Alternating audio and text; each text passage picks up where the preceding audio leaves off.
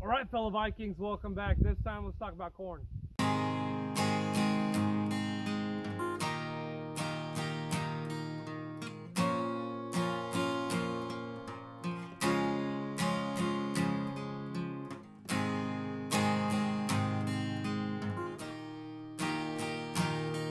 So, everyone likes corn, right? Well, I mean, not everyone, but I mean, I like corn.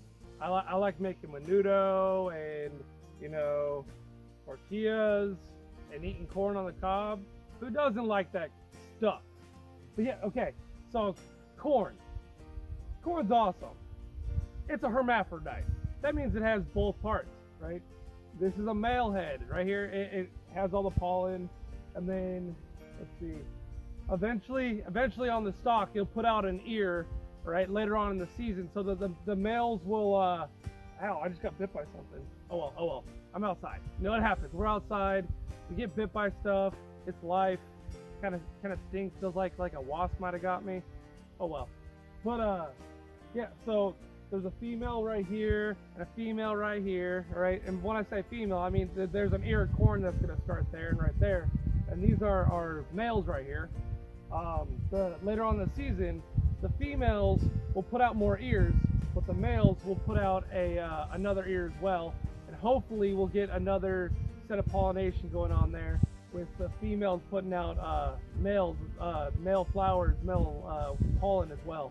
You know, yeah, this is one of those plants that if you start it early enough, to feed it properly, right? It's not going to feed you all summer long or anything like that. It's going to give you a decent harvest, maybe once, twice, up to 3 times, and then it's done for the year.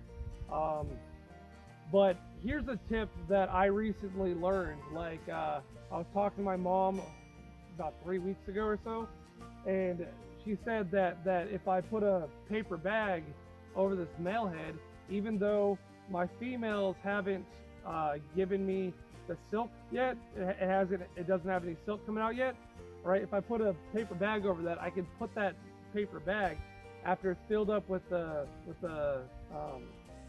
pollen. I can put that over the corn, the corn silks later, and it'll pollinate, because every single one of those silks has to be pollinated for it to give you fruit.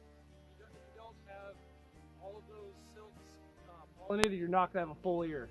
So yeah, I mean, there's really not much to say about corn. Knee high by 4th of July, and you'll shoot up and you'll get a whole bunch of ears and stuff. So that's not how the saying goes, but if it goes knee high 4th of July, you should have a decent harvest. That being said, I'm hoping for enough that we can all have 1 ear of corn on the cob with dinner at least once, and then the rest of it's all going to seed. The reason being is I only, this is all the seed I got last year, right? I got 2 ears of seed last year. This year, the majority of this hopefully will go to seed, and this whole patch right here, this whole section of my garden will be corn next year, hopefully, right? And that should be enough for me to go into my freezer and to give away, and then also still have seed for the next year. So I'm planning ahead. I'm making sure I collect the seeds I need for the following year to get a bigger crop, to get a better yield and all that, so I can cut my costs, right? And ultimately that majorly affects our bottom line, right? And that's where it stems back to, is our money, right? You can't live off grid without money, right? You have to be tied to the grid some way, either a job or a pension, some sort of income coming in, right? So if we're able to cut costs, that means that's less we have to work for and more that we can do when it comes to the end, right?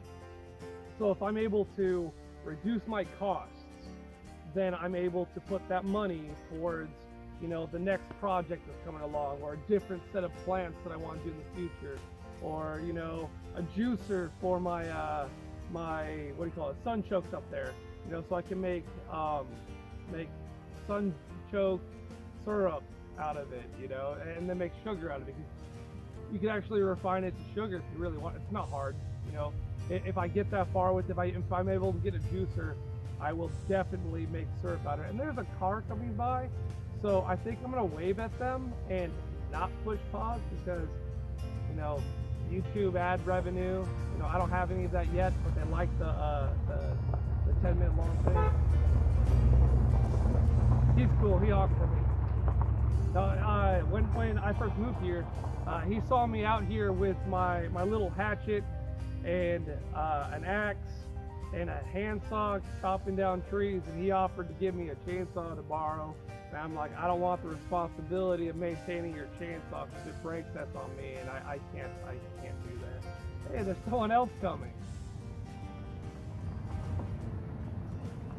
But anyways, this is about you know, our bottom line. That's what this video is about, right?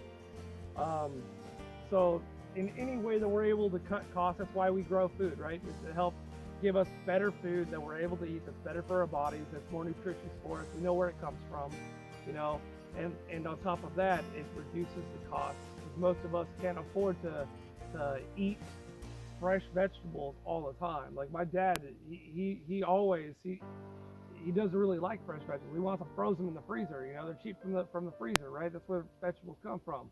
And you know, most of the meals need to be meat and processed. And, you know, stick a hungry man in the oven and call it good. You know, that's how most Americans eat. You know, it's a sad diet. It's yeah. But any way we're able to reduce our costs is always beneficial for a homestead. And ultimately, like that's really what this video is going to be about. I'm going to be doing another video here in a couple days announcing once I have everything set up, a next venture, so to speak, a way that you guys would be able to pitch in if you guys wanted to. I don't know like what you guys would want for pitching in, or if you guys would want anything, or what the tier levels, or you know, financial, I want to donate this stuff should be, or any of that. Yeah, I'm trying to set up a donate link kind of thing, you know, that way I can get just a little bit of help, because things are getting kind of rough, you know. So I have a few options, right? I can pick up and just leave, right, and abandon everything. I'm not going to do that, right? I'm going to continue here building this until it's paid off and all that. But ultimately, I want to find the next place, right? I want to pay this place off, and then use this as the nest egg to pay for the next place, and get a much larger. There's only so much I can do on an acre and a half.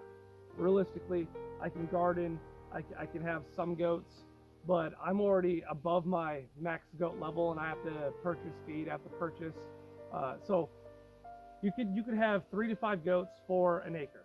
All right, I have an acre and a half, and that's including the living spaces, the garden area, and all that. So having 5 goats on this property, if they're able to free range, they would eat this entire property, like, and then some. So I have to supplement their feed and all that, and it's getting pretty pricey. But if I'm able to buy the next place, you know, pay this off, grab the next place, move my goats over there, then I'm able to, at that point, have them sufficiently eat. Like, if I had that field right there, right across the street, if that was mine, I wouldn't have anything to worry about. I put my goats out there, put a couple steers out there, and we'll be able to eat forever without any problem, with fresh, you know, non-GMO, organically fed, grass-fed animals, you know, and we'll be good to go. But realistically, that's not my field, right? They hay that field, so I can't even rent that field. So I need to find another way to hurry up and pay this place off, because my health is not doing the best, and this location was fine for me when I was in my late teens and early 20s, when I was here in Basic. You know, I was able to handle this without any problem. But now, I don't know if you guys have noticed in the last few videos, my voice sounds really bad. That's not because I've been singing or screaming or talking a lot. It's because of the humidity. I'm short of breath, and I'm straining to talk to you like a normal person would, you know. I only have so much breath, and the moisture in the air is really reducing that. So It's limiting how much I'm able to do here. So I need to find a place where I'm able to actually get up and work and bust my butt like I want to do, without getting dizzy and feeling like I'm gonna pass out and having to take a break every few minutes. Like, so a lot of times on here, if you see me actually working, that's over the course of an entire day or a couple days, all right? And I just keep putting the same shirt back on for the footage for you, because I don't want you guys to see me in pain. I don't want you to see me suffering. But realistically, the moisture in the air is really causing me to go downhill. So I need to pay this place off, or else I lose everything that I put into it, which is at this point thousands of dollars. Like, legitimately, the house itself, I have to pay off. That's 8 G's right there.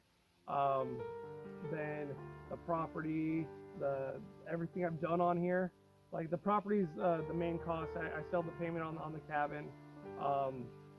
Then I have the animal feed and all that stuff. Basically, at the end of the month, I have maybe $5. Like, hold on, right now I have $3 in my account.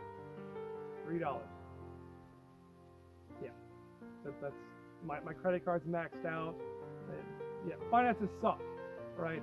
Anyway, we're gonna talk about corn, right?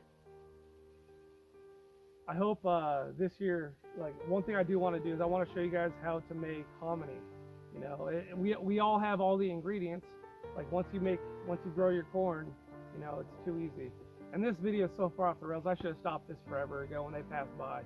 Anyways, I'm done with this. I'll see you guys, when I put out that video. Leave some comments below on what you think that I should do, what people might be willing to pay for, like, and maybe an extra video a month. I'm still gonna shoot for the 4 a month. I think I might have a stretch goal for, if I get to a certain point, maybe doubling that, having 8 videos a month. That's twice a week.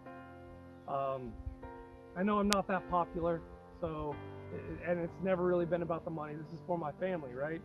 But I do need some help, so I can just, finish this project and move on to a better one. I feel like I'm just spinning my tires, kicking mud, and getting nowhere. I mean, yeah, I can look back and I remember when all this was trees and, there's nothing here other than a cabin. And I've built a lot here, and the TV show came and helped me out a bunch with clearing the land and all that, But realistically, I feel like there's not much more I could do here other than finish out the cabin, and then it's all holding pattern. You're in homeostasis at that point. I can't expand my garden anymore, or much more, without affecting how much green I have for my goats to eat. There's not much more I could do without having to give in one place or another, when it comes to what we have here. So and I can't really, like, downsize the garden any to add in an extra goat. We're barely getting enough tomatoes to make it through most of the year, or part of the year even. All right, and we're just starting to get the seed we need for the corn to last us for, at least 2 or 3 meals a month. That's the goal for next year, is have enough corn that I can have corn that's in my freezer for 2 or 3 meals each month. That's I think that's pretty reasonable next year. Have enough seed for that. But ultimately, it's I'm at the scales level right now. Everything's balanced. Do I want more meat? Do I want more vegetables? And we just got the new goats and everything. So right now it's hankered on the meat side, but the meat's not going to come in for another till next year, right? Because we have the 2 little girls, and then we have the girls getting bred right now, so it'll be 5 months, right? So around November, December, maybe January, depending on how late the Merlin's here and if he's got them yet, or if it took yet. Then I have to wait from there a good 9 months to a year to have anything to harvest. So that's paying it forward for next year, right? But for here and now, like, it's pretty slim pickings. I mean, I don't know if you noticed, I've lost quite a bit of weight. Like, I was when we first moved out here, I was 330 pounds, right about there. And I was a chunky chunk, right? Now I've lost a lot of weight. I've lost multiple pant sizes. The pants that I moved here in, I can put two hands in without any issue, and like they still want to fall off, right? Yeah, I've lost a lot of weight since being out here, working my butt off and eating like this, and then having to choose: do I want more meat? Do I want more vegetable? What's going to feed me right now? Our lettuce, like our entire lettuce crop, was basically junk, so we didn't get much out of that. And our tomatoes are just starting to ripen, so we've been scraping trying to get food. Luckily, there's a food bank in town. Yeah. Anyways, I'm done with this. I'm sorry for rambling and all that. It's another rambling video from Richard. You know, I don't know why I make these videos anymore. Anyways, I'll see you guys next time, you guys. Have a good one.